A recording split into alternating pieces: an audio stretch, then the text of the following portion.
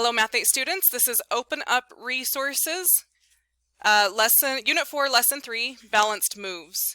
To get started, your warm-up is going to be writing down as many things as you know about solving equations. We've been solving equations for a couple months now, and more if you count what we did in 7th grade. So what I want you to do now is write down all the things that you know about solving equations. We're going to pause the recording as you begin writing. All right, now that we have had a chance to think about the things that we know with solving equations, now we're going to do students sharing in class. So what are some things that you know about solving equations? Angelo, thanks for getting us started. Yeah, an equation is an expression equal to an expression. Equations are expressions equal to expressions. What else do you know, Phoebe? Yeah, since an equation is an expression equal to an expression, then guess what we have to do with expressions sometimes? We have to simplify them. Before I can solve, I would have to simplify. And as we saw yesterday, sometimes I even have to simplify both sides before I can start solving. Simplify each side before solving. Anthony, what do you know? Perfect. Whatever I do to one side, I have to do the exact same thing to the other side. That is the biggest and most important thing that I was hoping that you guys would come up with.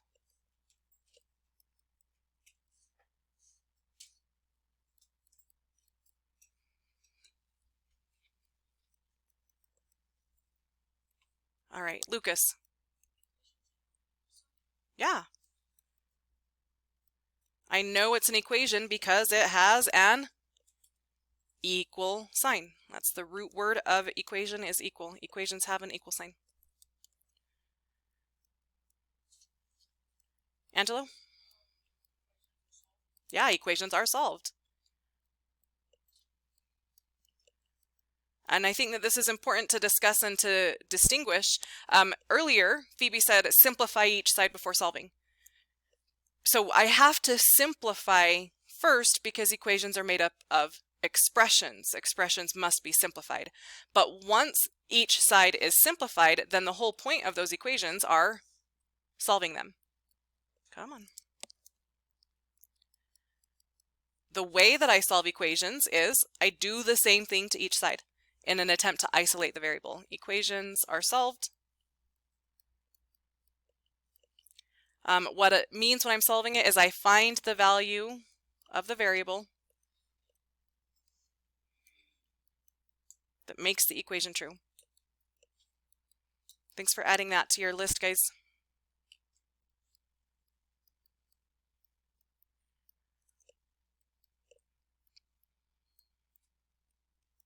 And we could say many, many more things, but this is the stuff that I needed us to review and I needed us to understand.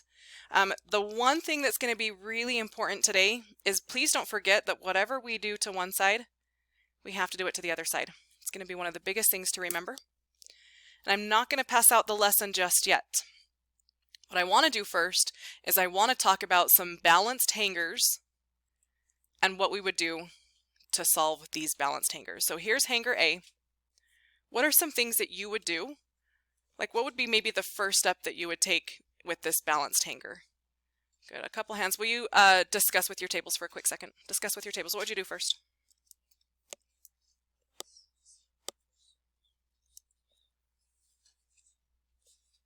Okay, now come back and tell me, what would we do? Tyler, what would you do? I agree. I would take the 2 circles away. And it's okay to take away the 2 on the left-hand side as long as I also balance it and take away the 2 on the right-hand side. And that's exactly what we did to go from hanger A to hanger B. What did I do from here to here? We took 2 circles from each side. You don't need to write anything down right now. You just need to be paying attention. I'll give you something to write on in just a minute. Took 2 circles from each side. Great. Now, here's another hanger. Scrolling down to C, down below. What would you do for hanger C? What would you do? Quick check-in with your tables again.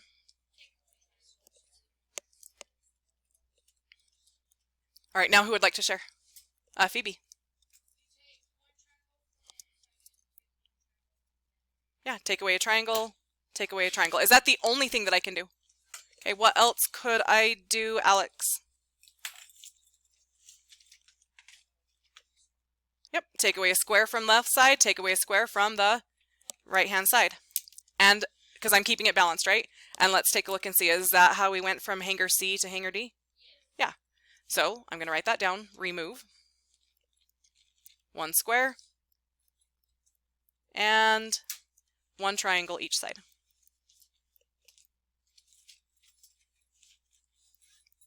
Okay, with that in mind, I have one last hanger that I want to talk about. Hanger B. What would you do to hanger B? Talk at your tables. Ready, set, go.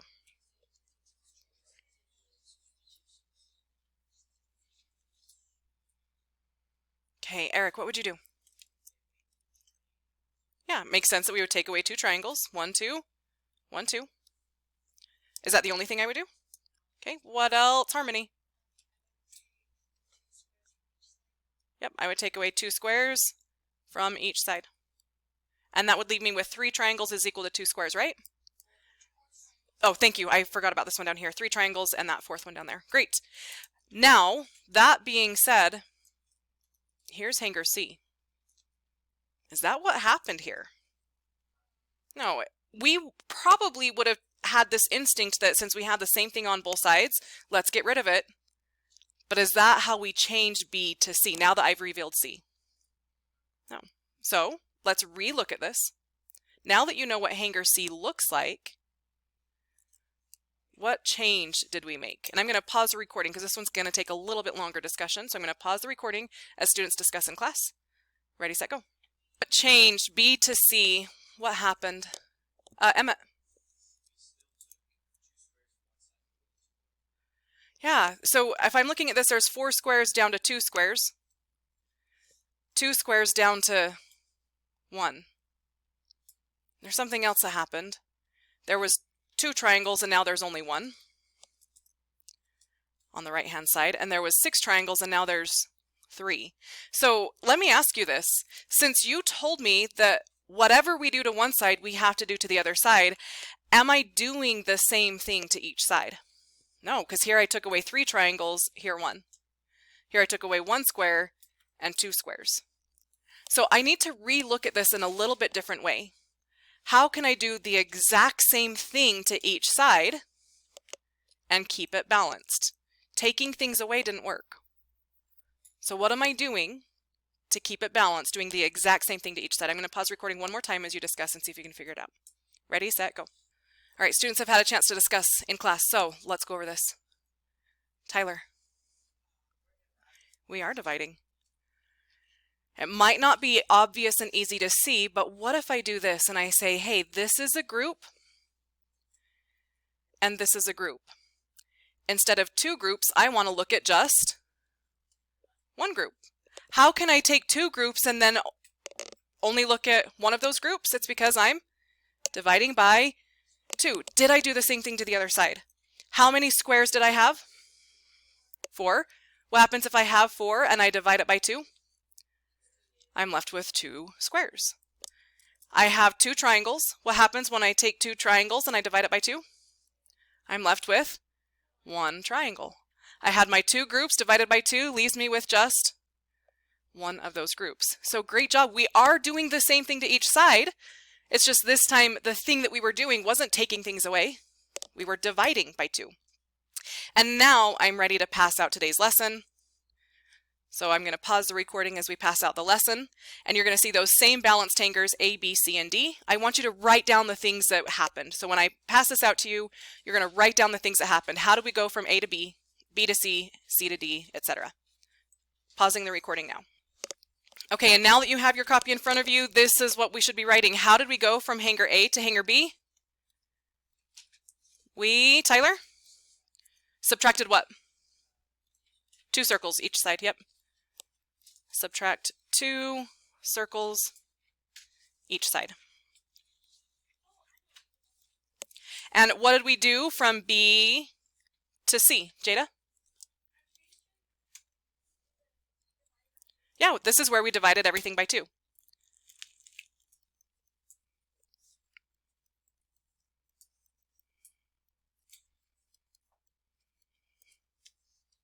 And then what did we do to go from hanger C to hanger D? Lucas.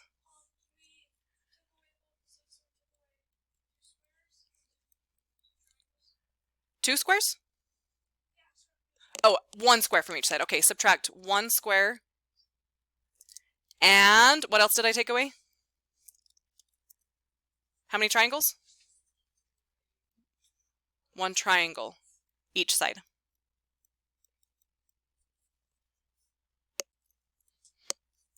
Now that was nice and simple when it's just a balanced hanger, just a balanced mobile. We can easily see what those solving steps are going to be. Let me show you what this equation really truly is.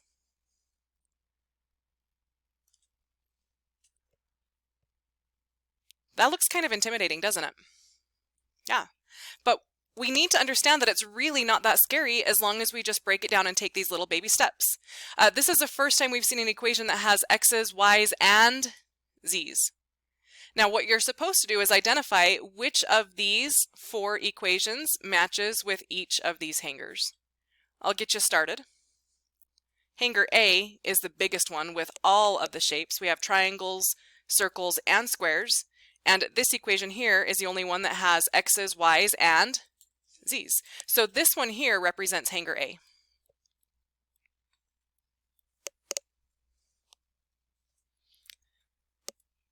Now let's take a look. For our first step to go from hanger A to hanger B was we subtracted two circles from each side. So what of these remaining three equations is going to represent hanger B? Jada. The first one, yeah, because the only thing that's different is I have subtracted 2z from each side.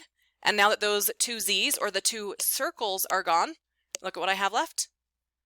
Two groups of x plus 3y, which is equal to 4x plus 2y. So this one is going to be hanger B. I think I'm supposed to write the answers here, but I just want to label these ones here instead.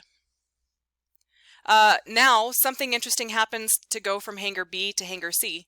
That's when I divide it by 2. So if I'm going to divide this by 2, and divide this by 2, and this by 2, you can see what happens. Instead of two groups, now I have just one group, which makes our last equation represented with hanger C. And then when I remove an x and a y, or remove a square and a triangle, that's what leaves me with hanger D. So again, if you wanted to, you could write the equations right here, but I liked writing them here instead. Now what I want you to do is figure out which one of the shapes represented each of those variables. We have an x and a y and a z, and we had a circle, a triangle, and a square. Which one was which one? Talk at your tables, and we'll come back together in about 15 seconds once we decide. Ready, set, go.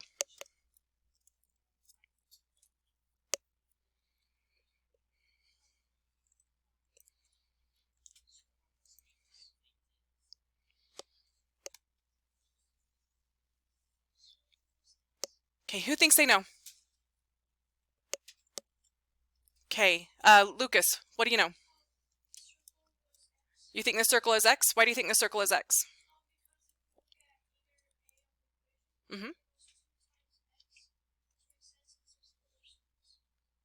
Are there 4 circles on each side though? There's 2 circles on this side and 2 circles on this side, right? And then are the circles still here in hanger B? So the circles are gone. So if circle is x, look at hanger B. Do I still have x's? Yeah, I still have x's, but I don't have any circles, so maybe the hanger, or maybe circle is not going to be x. What is it that disappeared from A to B? Our z disappeared. Yeah, from A to B, we no longer have that z. So the circle isn't going to represent x, the circle represents z. That was the first thing that I took away, and so that's why I see it in hanger A's equation, but I no longer see it in hanger B. All right, now you have the challenging part, triangle and square. Which one is which? Go back and talk at your tables one more time. Is which? Go ahead and take this, Ela. The square is x. Are you sure about that? Okay, let's check. I'm going to go just to the end. Hanger D says 2y is equal to an x. So I should see 2 of something balanced with 1 square. Do I see that? 2 of something balanced with 1 square. Yeah, I agree. So the square is x, which means the triangle is going to be y. Great. And now here's what we're going to do to help us make sense and be prepared for the next activity in this lesson. I want us to show all of those solving steps algebraically. We already know what those steps look like with our balanced hanger. But now I want to start with hanger A's equation. And I want to show all of those steps algebraically, not using the model. So write this down with me. 2 groups of x plus 3y plus 2z is equal to 2z plus 4x plus 2y. Let's think about the steps that we took to go from hanger A to hanger B. We removed those circles. So what is that going to look like? Let's remove these z's and remove these z's. We're just getting rid of our circles. And that's fine to do as long as I do the same thing from each side. Circles are now gone from each side.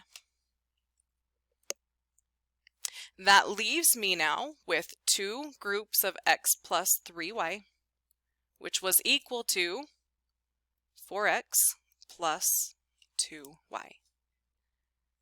Let's review the step that we took, hanger B to hanger C. Hanger B to hanger C, we divided both sides by 2. So what is the step that I'm going to take here?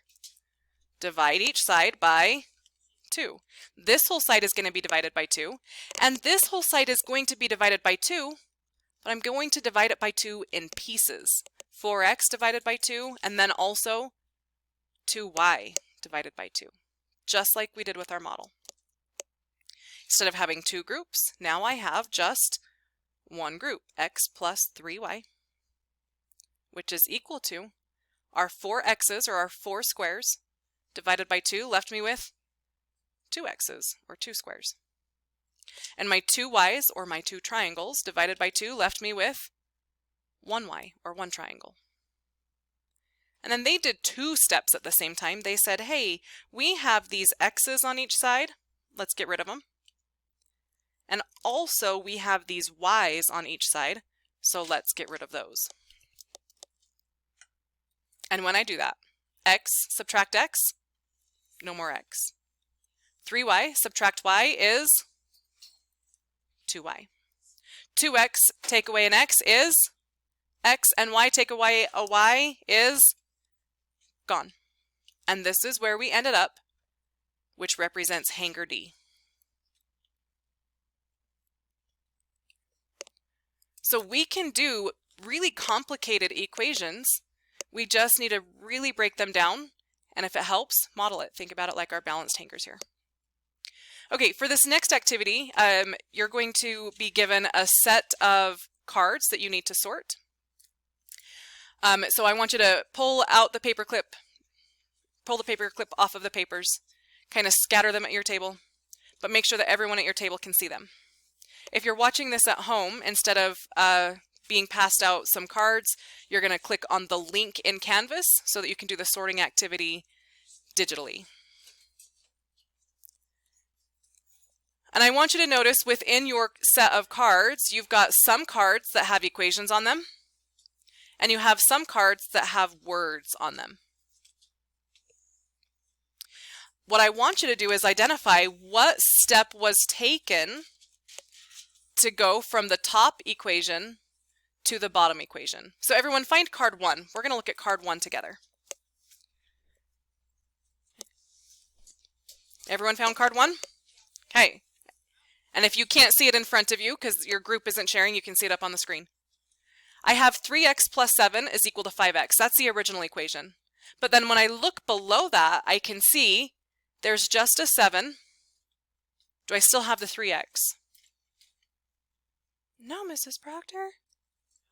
Okay, so what happened if there was a 3x and now there isn't? What is the step that would get rid of that? Eric. Yeah, subtract 3x. And whatever I do to one side, I should do to the other side. Is 5x subtract 3x equal to 2x? Yes, it is. So now we know that we subtracted 3x. Let's look and read these cards and see which ones say subtract 3x. Ooh, I don't see any. Do you? I don't see any that say subtract 3x. So what is the card that is going to match? Topanga? D, because D says add -3 to each side. Now, did I add -3? What did I add? Careful, watch this. 3x plus 7 is equal to 5x. If I'm adding a -3, does that mean the x's are changing at all?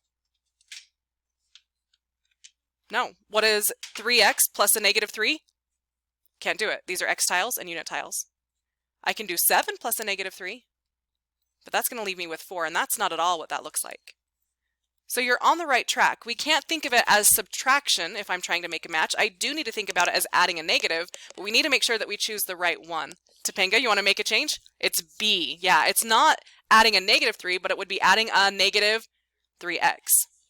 If I add a -3x, add a -3x, this zeroes out and leaves me with 7, and 5x plus a -3x works exactly the same as 5x minus 3x, and it leaves me with 2x.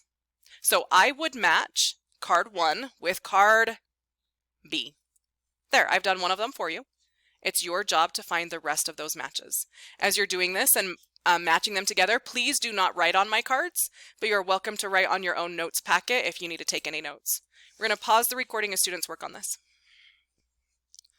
All right, number 2 is 12x plus 3 is equal to 6. How did it change if 12x is now suddenly 4x, 3 is now suddenly 1, and 6 is now suddenly 2? What happened there? Jada.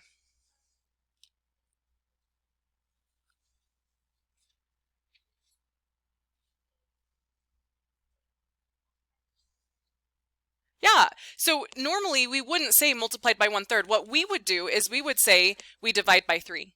12x divided by 3 is 4x, 3 divided by 3 is 1, and 6 divided by 3 is 2. But when I look at these options, do we have divide by 3? No. So we need to look for the one that's going to be equivalent to that. And dividing by 3 is going to work the same as multiplying by the fraction 1/3. So multiply each side by 1/3, 2 and e would go together. Once we can make those connections that dividing by 3 works the same as multiplying by a fraction, then it does solve some of those other more challenging ones. Let's take a look at number 3. I have 10 minus 6x is equal to 4 plus 5x. 10 changes to a 7. -6x is still -6x. 4 changes to a 1, and 5x stays 5x. So nothing happened with the x's. What is the only thing that changed? 10 changed to a 7, and 4 changed to 1. What is that going to be? Topanga. Yeah, that one is going to be our D. Again, we oftentimes don't think about adding a negative. I would probably say subtracting 3, but then I remember that subtracting 3 works the same as adding a negative. Okay, number 4 is an interesting one. 4 can be challenging. You can see I've got 5x divided by -3, and all of a sudden, that divide by -3 is gone. I have 12 divided by 1, and then all of a sudden, that changes to a -36. Anyone able to figure that one out? I can tell one group worked really well together. Jada. Yeah, we multiplied each side by a -3. The only way for this divide by a -3 to be gone is to undo that by multiplying by a -3. And check it in your calculators. 12 divided by 1 is just 12, right? But what's 12 times a -3? It's -36. Yep. Okay, and last one.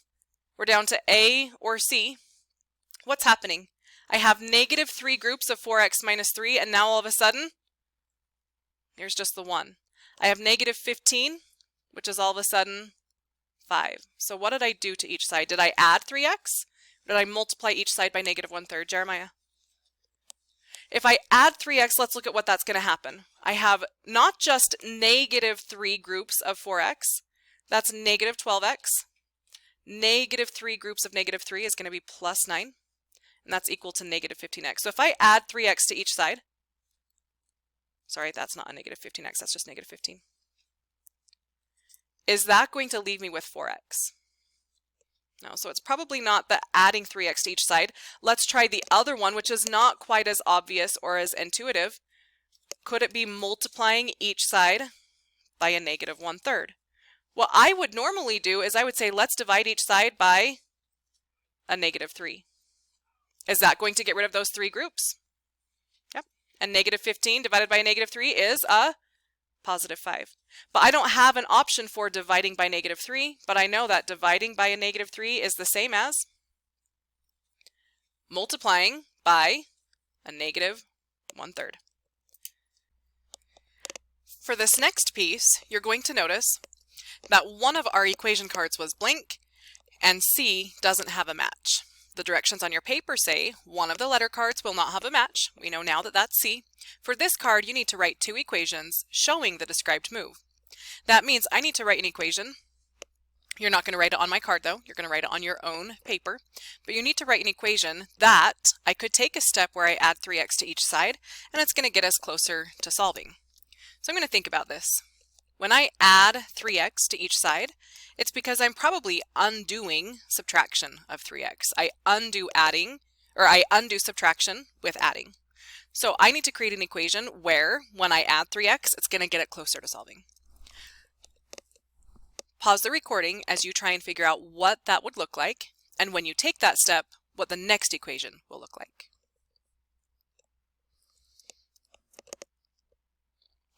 Let's take a look. The equation that I came up with is 15 minus 3x is equal to 2x.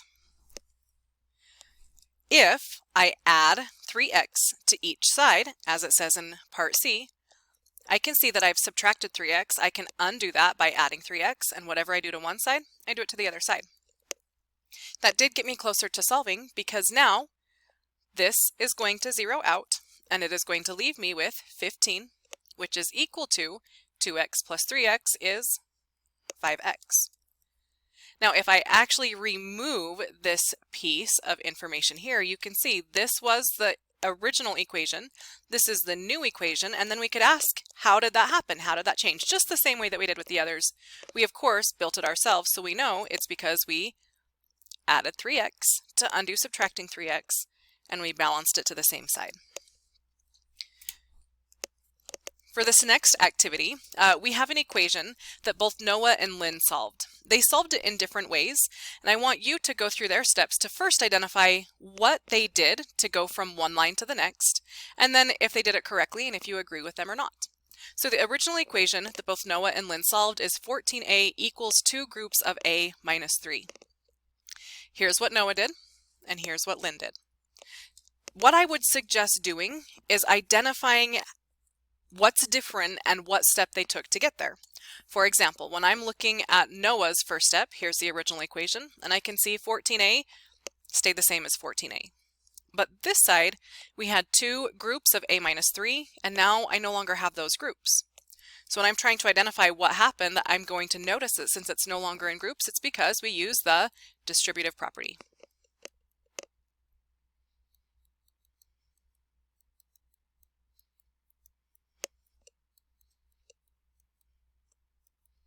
That just means that if I have 2 groups of a, I have 2a.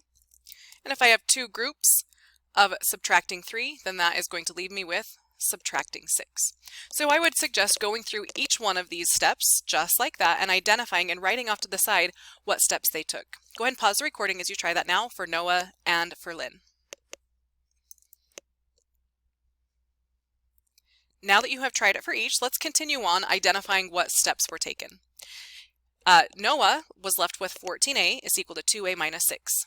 And I can see from here to here that 2a is no longer there. Minus 6 is still there, or negative 6, but the 2a is gone. I wonder how I could make a 2a disappear.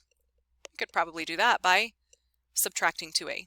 And when I look to see what happened on the other side, I can see that 14a subtract 2a does indeed leave me with 12a. So that step was we subtracted 2a from each side.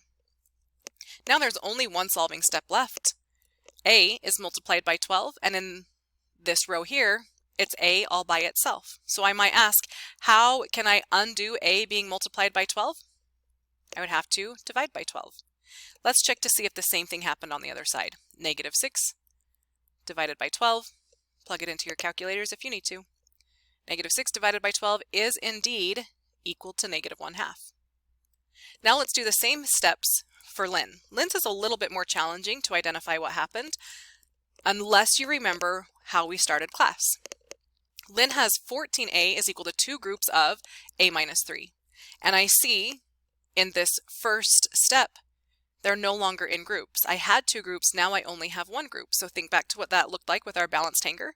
It's probably because we divided by 2. Whatever I do to one side, I want to do it to the other side. 14a divided by 2 is 7a. Now I'm going to look, and the next one, a minus 3, now changes to just negative 3. How would that happen? We had an a and now we don't. Probably because we took the a away. And whatever I do to one side, I do it to the other side. 7a minus a is 6a. Now I can see that a is multiplied by 6, and I'm going to undo multiplying by 6 by dividing by 6. 6a divided by 6 leaves me with 1a. Let's see if I did the same thing over here. Negative 3 divided by 6. Type it into your calculators if you need. Negative 3 divided by 6 is negative 1/2. So it looks like both of them solved it correctly. They may have taken steps that we're not familiar with, especially Lynn, but they ended up with the same answer. Noah ended up with a is equal to negative 1/2. Lynn ended up with a is equal to negative 1/2, and the steps that they took were correct because they did the same thing to each side.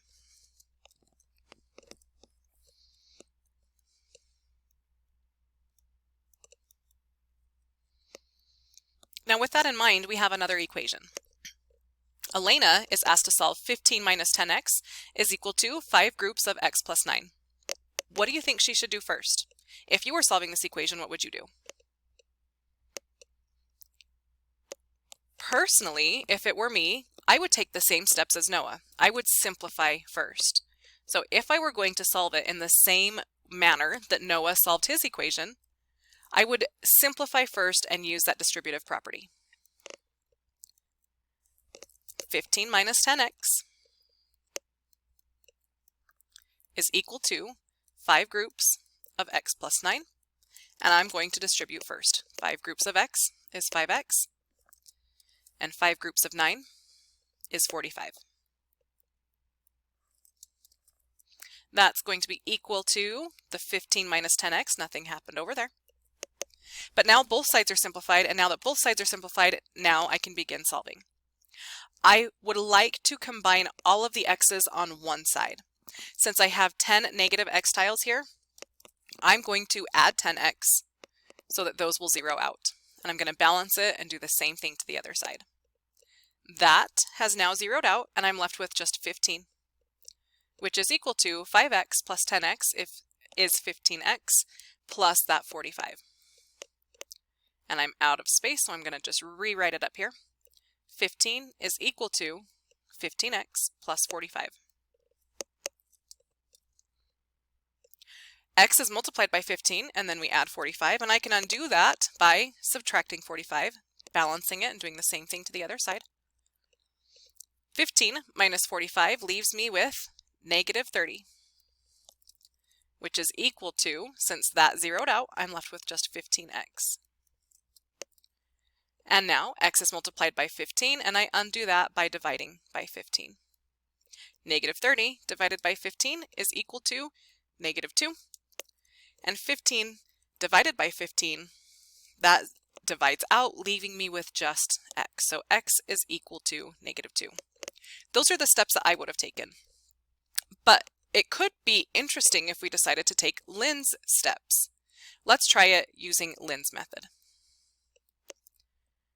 15 minus 10x is equal to 5 groups of x plus 9. Lynn, instead of trying to distribute, just said, I don't want there to be 2 groups. I want to deal with 1 group. So I'm going to divide. This time I have 5 groups. So my first step, if I'm solving it like Lynn, is dividing by 5, so instead of 5 groups, I'm dealing with just 1.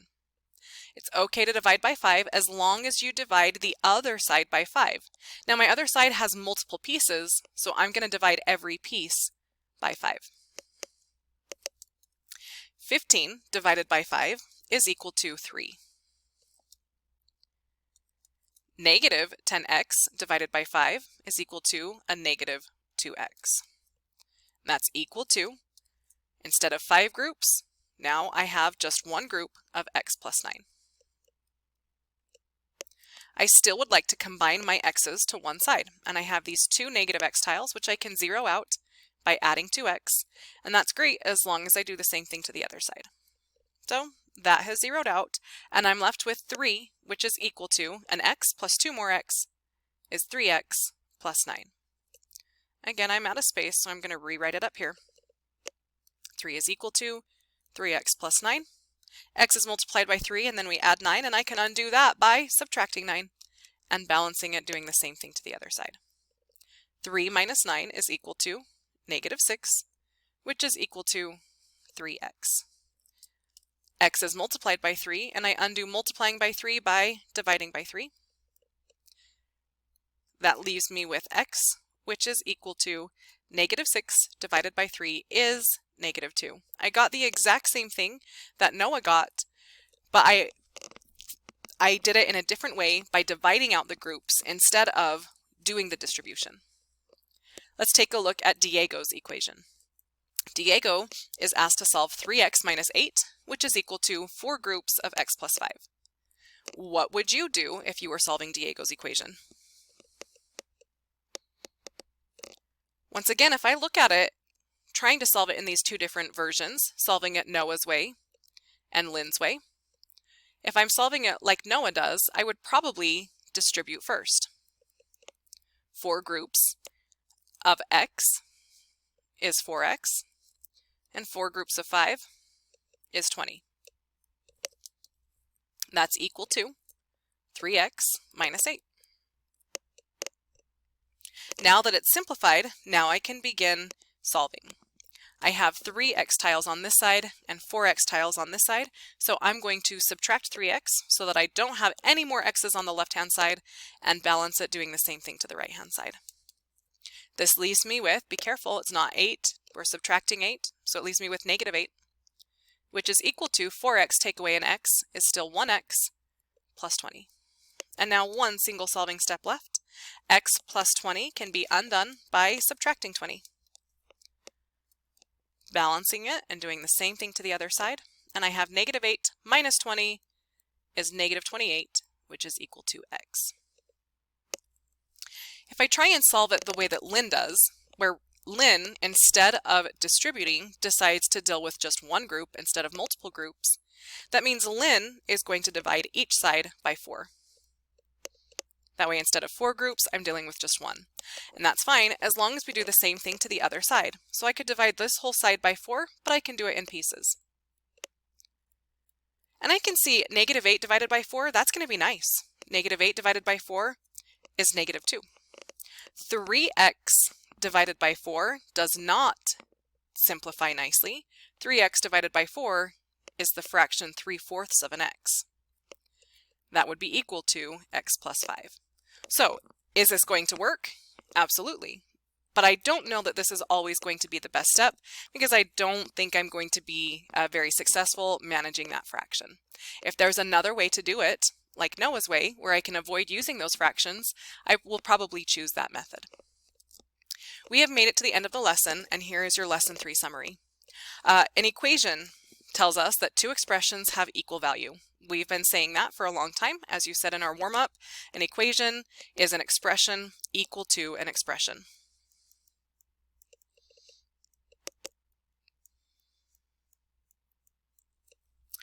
Whatever we do to one side, we can do the same thing to the other side.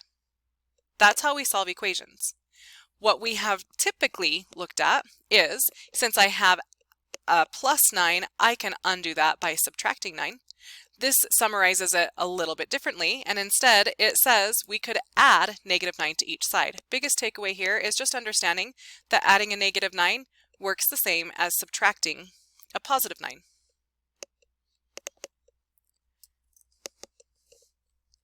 The nice thing about these equations is, once again, whatever I do to one side, as long as I do the same thing to the other side, it's going to still give me the true equation. So up until recently, we've been so focused on just adding or subtracting numbers, and now we have the option to add or subtract expressions or moving around those x's. This equation left us off right here with 4x is equal to negative 2x plus 12.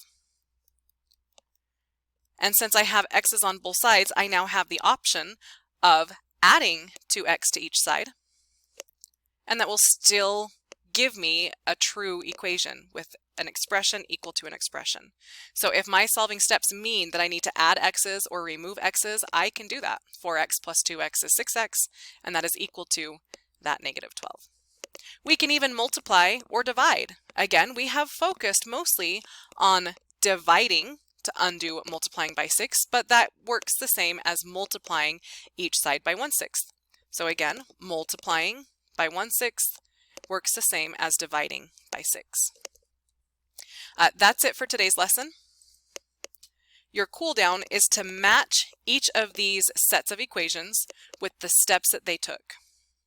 Just like we did with our sorting activity, we have 12x minus 6 is equal to 10, and it somehow changed to 6x minus 3 is equal to 5. How did that change? However it changed, find the change that corresponds and match those together. Pause the recording as you do that.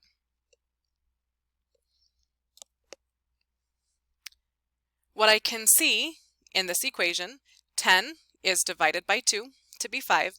12x is divided by 2 to be 6x, and minus 6 is divided by 2 to become minus 3. So this matches with step C. To go from 6x minus 3 equals 5 to 6x plus 8, I can see that my minus 3 disappeared. I added 3 and balanced it by adding 3 to the other side. So step 2 matches with A. Add 3 to both sides. And finally, 6x is equal to 8, but here there's no longer the 6. The only way for that to go is for me to divide each side by 6. And I look at the remaining match and I see that they don't have divide by 6, but I remember our summary just told us that dividing by 6 works the same as multiplying each side by 1/6. So step 3 is B. Your homework is the lesson 3 practice problems. That's it for today. Thanks for watching. We'll see you next time. For the final piece of this sorting activity, you're going to see that your directions on your paper say one of the letter cards is not going to have a match. We have now discovered that that letter card is C. You're also going to notice that there is a blank equation card, that would be number 6. So what you're supposed to do, not on my card because I do not want it to be written on, but on your own piece of paper, you need to create an equation that I could solve, or that would get closer to being solved, by adding 3x to each side. So pause the recording as you attempt to write an equation where adding 3x to each side is going to be the solving step.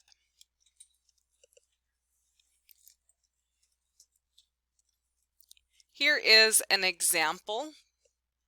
We could say negative 3x plus 7 is equal to 7x plus 10. And if I decide to add 3x to each side, it's going to zero out the negative 3x, which is great because I don't want a variable to be on both sides. And when I balance it by doing the same thing to the other side, now I only have x on one side and not on both sides. It will leave me with 7, which is equal to 7x plus 3x is 10x plus 10. So the solving step that I took was to add 3x to each side, just like it said to do. And this is the original equation. This is the result when I do add 3x to each side. Obviously, there's lots of different versions that you could write. That is just one example. That's all that we have time for today. We will finish this lesson in another recording. Thanks for watching. We'll see you next time.